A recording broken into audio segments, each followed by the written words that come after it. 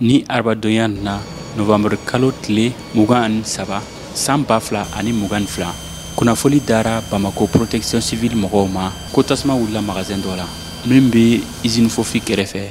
Bamako zone industrielle la Sotuba. O selen a kɛnɛ kan 6h44 wagati o ye wulikajɔ kɛ walasa tasuma kana se yɔrɔ tɔ ninnu na. N'an ko Adama Jatigi jara ne ye pompier directeur Bamakɔ kɔnɔna la an ka mɔgɔw welela 6h40 de donc u bɔra déjà 4 minutes après 6h44 an ka mobili fɔlɔ sera yan a ko mobili tɔw ka na an ye mobili bila ka na an bɛ yɔrɔ min na nin ye tasuma faga mobili 8 de bɛ yan ani an ka citerne olu fana bɛ ji d'u ma donc an bɛ ka baara k'o cogo la mun ka gɛlɛ a la o ye tasuma boli ye ka taa yɔrɔ wɛrɛ minɛ ala barika la an sera k'o kunbɛn tasuma tɛ bɔ minɛn minnu b'a kɔnɔ minɛn suguya caman de b'a kɔnɔna la tulu b'a kɔnɔ pino b'a kɔnɔ hali ka da ni fɛn fila ma ni tasuma y'o minɛ a tɛ ban yɔrɔnin kelen. Ni magasin min a tasuma wulila a la maa min t'a dɔn o ye jagokɛla ye n'a tɔgɔ Basiru Sila. An ye maa min sɔrɔ a kɛnɛ kan olu y'a jira k'a fɔ sɛbɛrɛ tɛ sapeur pompier maaw fɛ ka nin ɲɔgɔn tasuma kunbɛn. Foyi ma to pompier ninnu nana vraiment ma se ka foyi kɛ aéroport laban de nana ka na n b'a f'i ye tasuma faga bon halisa an filɛ o kuma kelen de la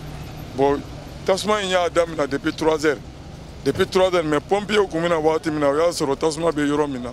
a tɛ tɛmɛ n b'a f'i ye 10 mètres ɲɔgɔn kan mais u nana o dɛsɛra donc pompier fana nana vraiment o dɛsɛra aéroport fana ta nana ni kelen o dɛsɛra sisan aéroport ta kelen filɛ ka na sisan nɔ pompier bɛɛ fɛ yan o dɛsɛra ji yɛrɛ t'a kɔnɔ ji yɛrɛ kan ka bila o worobinɛ min kɔnɔ pompier da yɛrɛ la a si tɛ a bɛɛ fermelen don bâche yɛrɛ bɛ ka ji donni ka na o b'a soli palan na k'a yɛlɛma mobili kɔnɔ o tɛ maloya ko ye jamana in kɔnɔ k'a yɛlɛma mobili kɔnɔ o bɛ ka n b'a f'i ye a sɛrifɛn kan ni mobili ba min filɛ ka na sɛnɛ n b'a f'i ye n'a ye sɔɔni sari dɔrɔn a bɛ jɔ. Magasin in kɔnɔna na minɛn caman tun b'a la tasuma taara ni minnu ye o dɔ ye nɔnɔ tulu makaroni ani sojɛw minɛnw fo ka se taji ma maa ni ma to a la nin kɛnɛ kan Bamako protection civile ɲɛmɔgɔba a ye ladilikan di. An bɛɛ b'a fɔ bana kunbɛn ka fisa ni bana furakɛ ye bana kunbɛn de ye jumɛn o ye prévention de an bɛ tilen k'o de fɔ mɔgɔw ɲɛna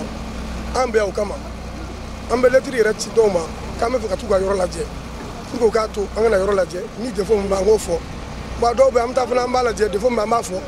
mais a défaut tɛ falen donc bɛɛ k'a bila i kun na jitayɔrɔ kan ka k'i ka yɔrɔ la n'i ye wari kɔni don yɔrɔ la i kan ka jitayɔrɔ k'a la